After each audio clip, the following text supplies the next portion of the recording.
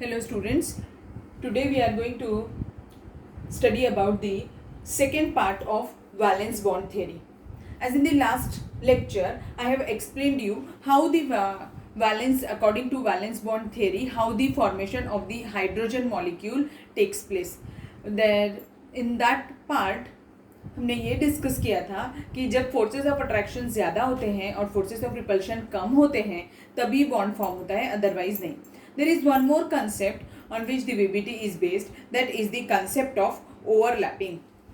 So today we will see the concept of overlapping. Now what is the meaning of, first of all, what is the meaning of overlapping? Overlapping means what?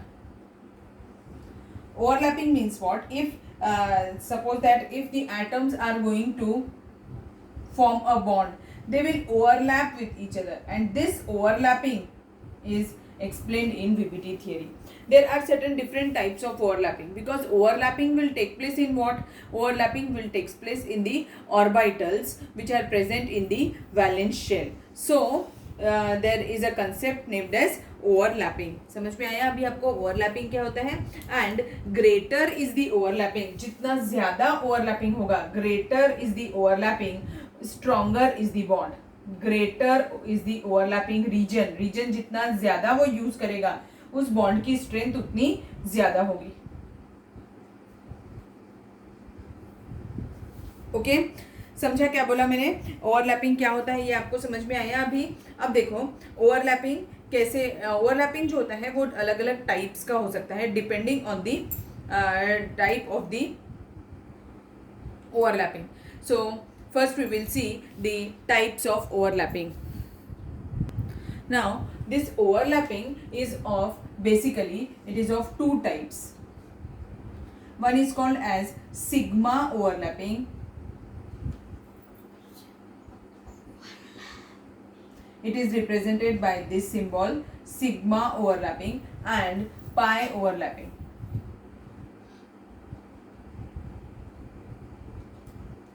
And it is represented by this sign. So first we will see what is sigma overlapping. Sigma overlapping means what? It is a type of what we are हम पढ़ क्या रहे हैं? Covalent bond formation ही पढ़ रहे हैं. तो it is a type of covalent bond which is formed by end to end overlap, और we can say that there is an axial overlap. क्या होता है उसमें? एंड टू एंड या फिर एक्सियल ओवरलैप हो रहा होता है. A bond which is formed by end to end or axial overlap. ठीक है. अब एक्सियल ओवरलैप का मतलब क्या है? इसे हेड ऑन ओवरलैपिंग भी बोल सकते हैं. हेड ऑन ओवरलैपिंग बताती हूँ मैं वो भी.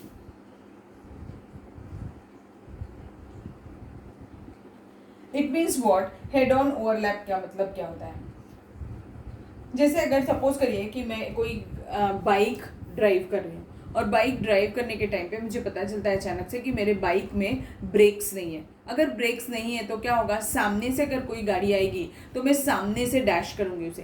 तो it is head to head overlap, यानी ये गाड़ी आई और इस गाड़ी के ऊपर, तो that is head to head overlap. और इसमें एक्सीडेंट भी मेजर होता है और हमें चोट भी ज़्यादा लगती है, हमें इंजरी भी ज़्यादा होगी. वेयर एज अगर सपोज करिए कि मैं बाइक, तो ये जब हेड टू हेड ओवरलैप हो रहा है, यानी कि जब सामने सामने जब गाड़ी ओवरलैप होगी और एक्सीडेंट होगा, that will be termed as what? Sigma overlapping. अगर सपोज करिए कि वही बाइक मैं चला रही हूँ बट इसके अभी ब्रेक्स खराब नहीं है, इसके ब्रेक्स नहीं है ऐसा नहीं है, बट वो थोड़े वीक है, तो बहुत धीरे से लगते हैं, तो मैं क्या करूँगी? गाड़ी चलाने के टाइम पे जैसे ही सिग्नल आएगा तो I will try to stop my vehicle by using मैं अपने पैर नीचे कर दूंगी और ऐसे धीरे धीरे करके. इससे क्या होगा? अगर मेरा एक्सीडेंट हुआ भी तो किससे होगा? साइड वाले से होगा. तो अभी वो कैसा हो गया? साइड ओवरलैप हो गया, या फिर हम क्या बुला सकते हैं उसे? लैटरल ओवरलैपिंग हो गया. तो उस टाइम पर एक्सीडेंट भी माइनर रहेगा, मुझे इंजरी भी माइनर ही होगी. तो समझ में आया? तो पाई ओवरलैप क्या होता है? Pi overlap means what? It is a type of covalent bond which is formed by side wise overlapping. कौन सी overlapping? Side wise. Side wise overlap होना चाहिए यहाँ पे, या फिर हम क्या बुला सकते हैं, lateral overlap.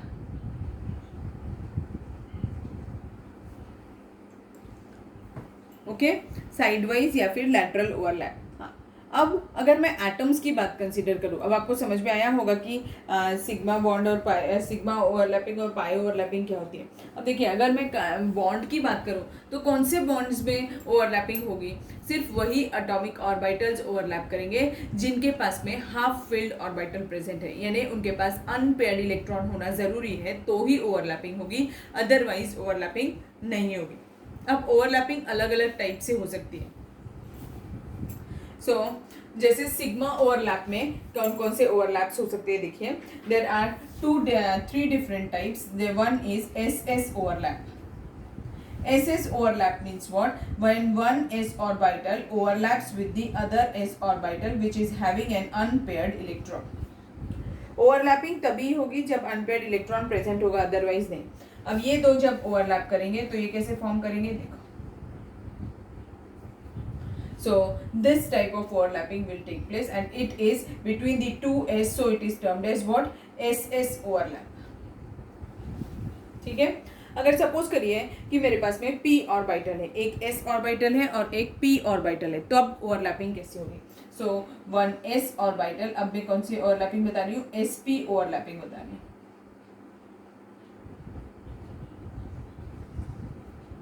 sp overlap. In this, one s orbital overlaps with the p orbital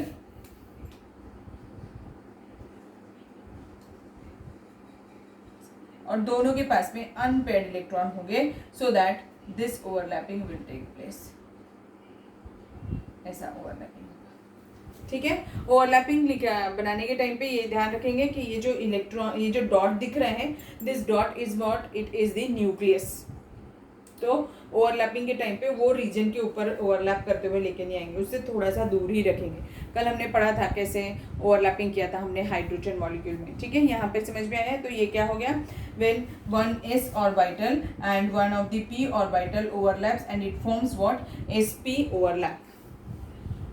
now there is one more type of overlapping, that is pp overlap.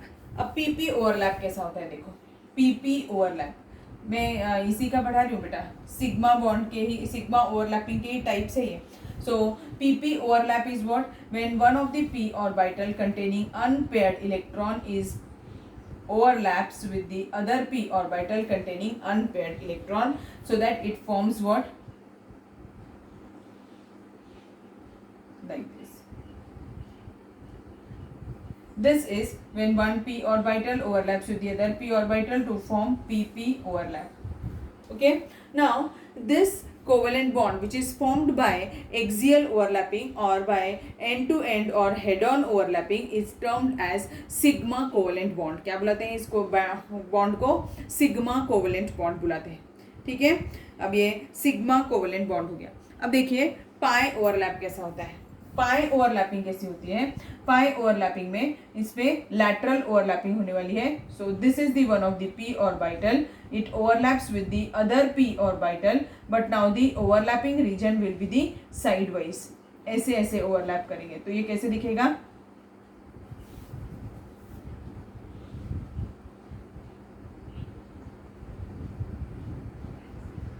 ऐसे ओवरलैपिंग होगी, ठीक है। Now this side wise overlapping is also termed as what, lateral overlap. So this is the one of the p orbital which overlaps with the other p orbital, ठीक है।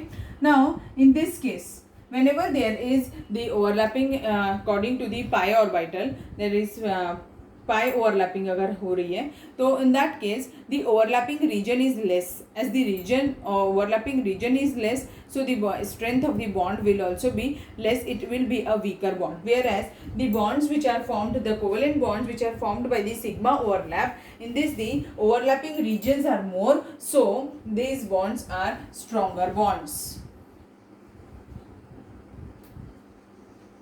Stronger covalent bonds होते हैं ये, ठीक है। और जो पाई overlapping से जितने भी बॉन्ड फॉर्म होते हैं ये कैसे होते हैं, वीक बॉन्ड्स होते हैं, वीक कोवलेंट बॉन्ड्स होते हैं। ठीक, ओवरलैपिंग आपको अब समझ में आ गई क्या होता है। ओवरलैपिंग मींस एक ऑर्बिटल दूसरे ऑर्बिटल के ऊपर ओवरलैप कर रहा होता है। तो उसमें दो टाइप की ओवरलैपिंग होती है, एक सिग्मा और दूसरी पाई। सिग्मा ओवरलैपिंग में एक्सियल ओवरलैप होते हैं। इसके 3 टाइप हैं, एक एसएस, एसपी और पीपी ओवरलैप। सो एसएस ओवरलैप में एक एस ऑर्बिटल दूसरे एस ऑर्बिटल से ओवरलैपिंग करेगा और एसएस ऑर्बिटल एसएस ओवरलैप बनाएगा। एसपी में एक एस और पी, और वो क्या बनाएगा, एसपी ओवरलैप। और पी पे पी एक ऑर्बिटल है और दूसरा P orbital, but same axis वाले, so that it overlaps and it forms PP overlap. And where as in case of pi overlapping it is a sidewise और lateral overlapping. आपको बताया मैंने आपको, तो जैसे ये मैंने 2 पी ऑर्बिटल्स बनाए हैं वो ओवरलैप करेंगे और ये बनाएंगे। मीन्स पाई ऑर्बिटल के केस में पाई ओवरलैपिंग कभी भी एस ऑर्बिटल के केस में नहीं हो सकती है। इंपॉर्टेंट पॉइंट है, लिख के रखेंगे। एस ऑर्बिटल के केस में पाई ओवरलैपिंग नहीं हो सकती है। और पाई ओवरलैप जो होता है वो तभी पॉसिबल होते हैं जब एटलीस्ट एक तो भी सिग्मा ओवरलैप प्रेजेंट होगा। तो sigma overlap is must. Whenever a covalent bond is formed, sigma bond is must. And if the electrons are left over, in that case only they are going to overlap by the pi pattern. Okay, समझा आपको ये मैंने जो बताया। इस पर बेटा एक डिफरेंस भी आता है, difference between sigma and pi bond, वो मैं अभी लिख देती हूँ। आप उसे उसका स्क्रीनशॉट ले लीजिएगा और याद कर लीजिएगा और अपनी कॉपी में नोट डाउन करके रखेंगे, ठीक है। Now let's see the difference between the sigma bond and pi bond. Sigma bond is what? Sigma bond means a bond which is formed by axial overlapping of the atomic orbitals is termed as sigma bond, and whereas pi bond means a bond which is formed by lateral overlapping is termed as pi bond. सिर्फ first point हमेशा definition ही होता है। जब भी कभी difference आता है बेटा, 2 मार्क्स के लिए डिफरेंस आता है। 2 मार्क्स कैसे डिस्ट्रीब्यूट होते हैं, half mark for both the sides 1 point, half mark for both the sides 1 mark, half marks for both the sides 1.5 mark and half marks for the, means आपको 4 points लिखना है, 4 points एक side पर और 4 points दूसरे side पर, ठीक है। और वो भी कोरिलेट होने चाहिए दोनों साइड के पॉइंट्स। ऐसे नहीं कि आपने इस साइड पर डेफिनेशन लिखी और उस साइड पर आप एग्जांपल लिख रहे हैं, ऐसा नहीं चलेगा। इस साइड भी अगर आपने फर्स्ट पॉइंट डेफिनेशन लिखी है तो सेकंड वाले साइड पर भी आपको फर्स्ट पॉइंट डेफिनेशन, ये सभी डिफरेंसेस में ऐसा ही करना है, इसलिए आपको अभी बता दिया, ठीक है। तो फर्स्ट हमने डेफिनेशन लिख दी। सेकेंड पॉइंट ऑफ डिफरेंस क्या है, this bond is what, overlapping region जो होता है ये देखो कैसा है। सपोज कर लो कि ये एक सिग्मा, ये एक एटॉमिक ऑर्बिटल है और ये एक एटॉमिक ऑर्बिटल है। अब दोनों ओवरलैप होने वाले, हेड ऑन ओवरलैप से। तो अगर ओवरलैपिंग करेंगे, अगर ये सेंटर में यहाँ पे न्यूक्लियस है जहाँ पर मेरा थंब है, तो ये कैसे दिखेगा, ये थंब के पास में अगर न्यूक्लियस है तो ये ओवरलैपिंग रीजन कहाँ तक हो सकता है, ये ओवरलैपिंग रीजन इतना हो सकता है। मीन्स ओवरलैपिंग रीजन ज्यादा है। अगर ओवरलैपिंग रीजन ज्यादा है तो बॉन्ड की स्ट्रेंथ भी ज्यादा है। Where as in case of pi bond, pi bond कैसा है, अगर ये एक पी ऑर्बिटल है, ये एक पी ऑर्बिटल है, ये दोनों ओवरलैप करेंगे तो ऊपर का थोड़ा सा पोर्शन और नीचे का और थोड़ा सा पोर्शन, तो ये कैसा होगा, यहाँ पर ओवरलैपिंग रीजन लेस है। अगर ओवरलैपिंग रीजन अगर लेस है तो उसका बॉन्ड भी कैसा होगा, वीक होगा। तो सेकेंड पॉइंट क्या हो गया, स्ट्रेंथ ऑफ द बॉन्ड के बारे में हो गया। ये स्ट्रांग होता है और ये वाला वीक होता है। Next, free rotation. अब देखो, अब सिग्मा बॉन्ड कैसे फॉर्म हुआ है, ये ऐसे ओवरलैपिंग से फॉर्म हुआ है। अगर मुझे इस बॉन्ड को रोटेट करना है तो पॉसिबल है रोटेशन, इसकी फ्री रोटेशन पॉसिबल है क्योंकि ये एक ही एक्सिस में है, इसीलिए ऐसे रोटेट कर सकती हूँ मैं, 360 डिग्री में भी रोटेट कर सकती हूँ उसे, ठीक है। Where as in case of pi bond ऐसा है, अगर मैं इसे रोटेट करने जाऊँ तो क्या होगा, अगर ये ऐसे रोटेट करने जाएंगे तो ये बॉन्ड ब्रेक होने का डर है ना, यहाँ से और यहाँ से लिंकिंग है इसीलिए बॉन्ड ब्रेक हो जाते हैं। तो वहाँ पर ब्रेकिंग है इसीलिए वो पॉसिबल नहीं है, तो फ्री रोटेशन पॉसिबल नहीं होती है पाई बॉन्ड में। नेक्स्ट, सिग्मा बॉन्ड टाइप्स में ही पढ़ लिया था, एस ऑर्बिटल पार्टिसिपेट कर सकता है, बट पाई बॉन्ड में सिर्फ पी ऑर्बिटल्स पार्टिसिपेट करते हैं, इसीलिए वहाँ पर एस ऑर्बिटल पार्टिसिपेट नहीं कर सकता है। अब लास्ट पॉइंट, सिग्मा बॉन्ड अकेले यानी किसी भी मॉलिक्यूल में सिर्फ सिग्मा बॉन्ड भी प्रेजेंट हो सकते हैं, बट पाई बॉन्ड के केस में ऐसा नहीं होता है। पाई बॉन्ड हमेशा तभी फॉर्म होता है जब उस मॉलिक्यूल ने ऑलरेडी सिग्मा बॉन्ड बनाया होगा। जब तक सिग्मा बॉन्ड नहीं बनेगा तब तक पाई बॉन्ड फॉर्म नहीं होता है। ठीक, समझ में आया आपको क्या बताया मैंने, सिग्मा बॉन्ड अकेले भी बन सकता है बट पाई बॉन्ड बिना सिग्मा बॉन्ड के नहीं बन सकता है। सो this is the difference between sigma bond and pi bond. तो अभी हमने कंपैरिजन भी कर लिया और स्ट्रेंथ भी कर ली। समझ में आ गया अभी आपको ये कैसे किया मैंने। अब देखो इस पे ओवरलैपिंग जो है, जो मैंने आपको बताया, more is the overlapping, greater is the overlapping, stronger is the bond. तो हम ये पॉलीएटॉमिक मॉलिक्यूल्स के लिए भी यूज कर सकते हैं, मोनोएटॉमिक डायटॉमिक मॉलिक्यूल्स के लिए भी यूज कर सकते हैं। जैसे जैसे हम आगे जाएंगे तो आपको समझ में आएगा। अब एक और चीज़ बतानी थी आपको जिस पर क्वेश्चंस कभी कभी पूछ लेते हैं कि पॉजिटिव ओवरलैप, नेगेटिव ओवरलैप और जीरो ओवरलैप क्या होता है। एक्चुअली ये सिर्फ इमेजिनरी चीज़ है, ऐसा कभी होता नहीं है, बट क्वेश्चंस आते हैं, इसीलिए हम पढ़ने वाले हैं। कौन सा? पॉजिटिव ओवरलैप, नेगेटिव ओवरलैप और zero overlap. Now let's see what is positive, negative and zero overlap. Positive overlap कैसा होता है? When one of the p orbital, ये x एक्सिस वाले मैंने, ठीक है, तो ये पॉजिटिव साइन है, ये नेगेटिव साइन है। When it overlaps with the other p orbital which is also having positive and the negative side. So when these two overlaps, they forms what? They formed px, px और pz, pz भी हो सकता है, कुछ भी हो सकता है। ये दोनों जब ओवरलैप करेंगे तो कैसे बनाएंगे, देखो ऐसे। तो पॉजिटिव पॉजिटिव साइड ओवरलैप कर रहा है, ठीक है, ऐसा। वैसे सेम ऐसा भी हो सकता है कि one of the positive side of p orbital overlaps with the s orbital. तो ये कैसे बनेगा? तो ये पॉजिटिव है, ये भी पॉजिटिव है, ठीक है, ऐसा ओवरलैपिंग। ऐसे एज सच ऑर्बिटल्स में कोई भी पॉजिटिव और नेगेटिव साइड होता नहीं है, बट हमें पूछता है क्वेश्चन में, ऑब्जेक्टिव एग्जाम में ही पूछा जाता है, इसीलिए हम पढ़ रहे हैं पॉजिटिव ओवरलैप क्या होता है, ठीक है।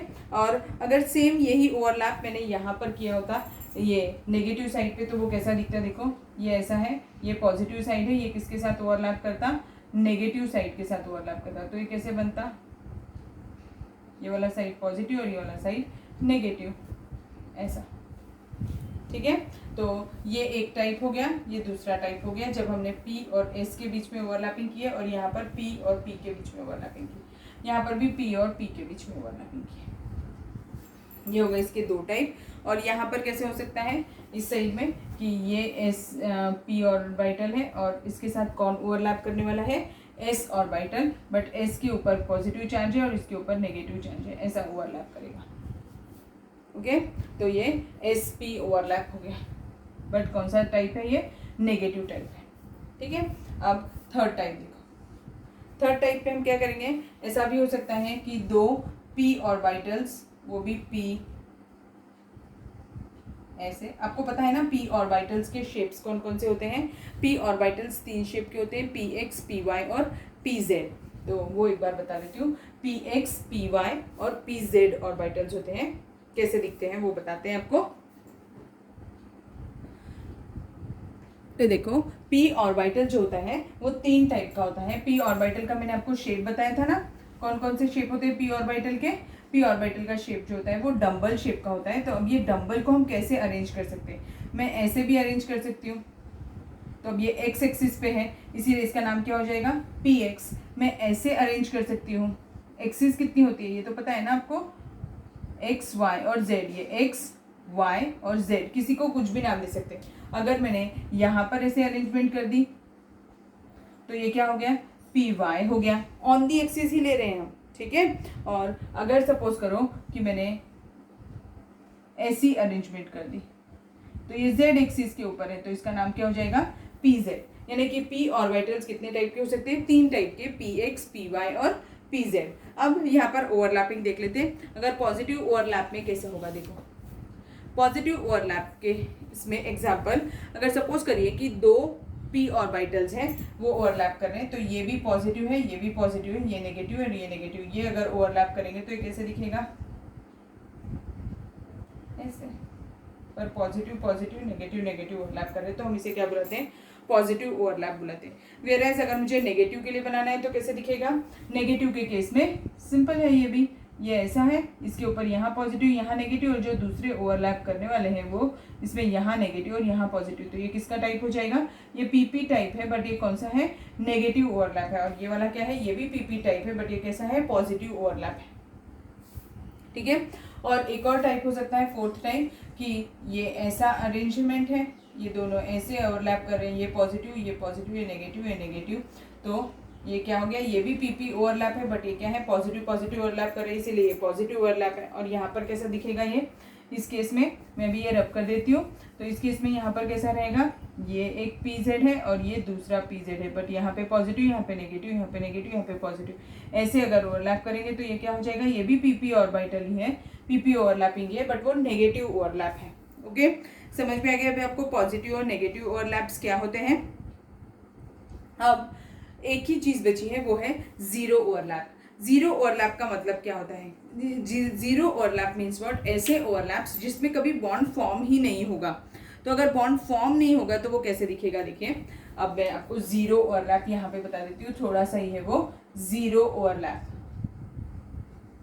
जैसे ये एक p ऑर्बिटल है और इसके ऊपर s ऑर्बिटल ओवरलैप कर रहा है यहाँ पे, तो ये कभी नहीं हो सकता क्योंकि न्यूक्लियस के रीजन पे वो ओवरलैप कर रहा है, इसीलिए ये पॉसिबल नहीं है। तो इसके ऊपर यहाँ पॉजिटिव, यहाँ पे नेगेटिव और इसके ऊपर पॉजिटिव, तो ये वाला पॉसिबल नहीं है, that's why it is termed as what, zero overlap. या फिर कैसा हो सकता है कि एक p ऑर्बिटल ये वाला है और एक p ऑर्बिटल ये वाला है, तो ये भी ओवरलैपिंग नहीं हो सकती है क्योंकि दोनों के वही डिफरेंट है, एक PY है तो दूसरा PZ है, तो मीन्स उसमें ओवरलैपिंग नहीं हो सकती, दोनों सेम एक्सिस के भी होने चाहिए तभी ओवरलैपिंग होगी। ठीक है, इज इट क्लियर, अब आपको समझ में आ गया ये क्या है बताना चाहती थी मैं।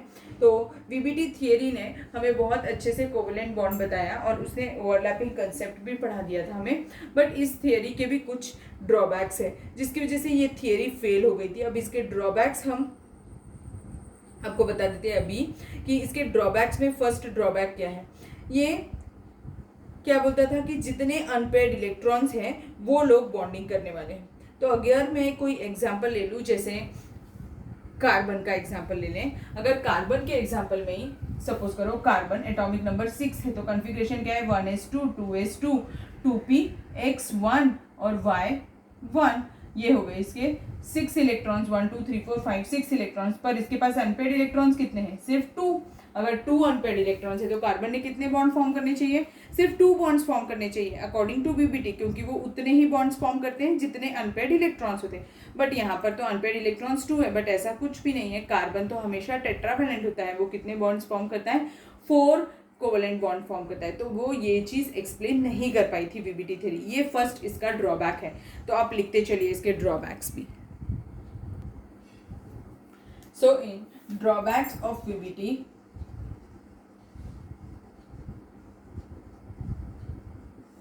first drawback, it do not explains that why carbon forms 4 covalent bond, so it do not explains why carbon forms 4 covalent bonds। ठीक है, ये फर्स्ट पॉइंट है। सेकेंड पॉइंट, अगर सपोज करो इसने 4 इलेक्ट्रॉन्स अनपेयर्ड कर भी लिए, तो from where does that energy comes, it do not explains that from where the energy of the, from where the energy of unpairing comes from, ये भी नहीं एक्सप्लेन करते। अगर इसको मैं शिफ्ट कर दूं ये इलेक्ट्रॉन को और 2pz में रख दूं एक इलेक्ट्रॉन, तो फिर 4 अनपेयर्ड इलेक्ट्रॉन हो जाएंगे कार्बन के पास, बट ये अनपेयरिंग के लिए जो एनर्जी चाहिए उसकी भी कोई इन्फॉर्मेशन नहीं देती थी ये। ठीक है, तो ये भी एक्सप्लेन नहीं कर पाई थी। और फिर एक और पॉइंट, अगर सपोज करो कि मैंने कार्बन के केस में, कार्बन ने 4 बॉन्ड्स फॉर्म कर लिए, 4 कोवेलेंट बॉन्ड फॉर्म करेगा वो। अगर मैं एग्जांपल ले लेती हूँ CH4 मॉलिक्यूल, तो कार्बन का एक S है, 2 P है, 3 P है, तो एक कार्बन है, इसका एक S ऑर्बिटल है, एक P ऑर्बिटल है, दूसरा भी P ऑर्बिटल है और एक और P ऑर्बिटल है।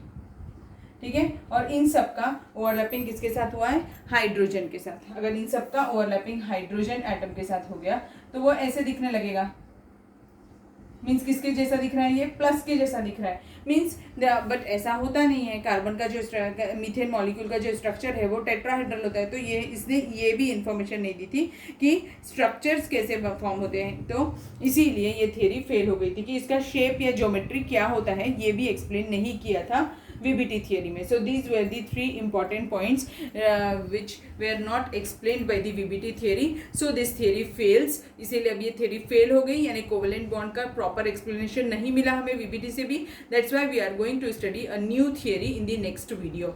Okay, and that theory is hybridization, वो हम नेक्स्ट क्लास में पढ़ेंगे। समझ में आया आपको यहाँ तक? अगर आपको कोई डाउट है तो आप पूछ सकते हैं।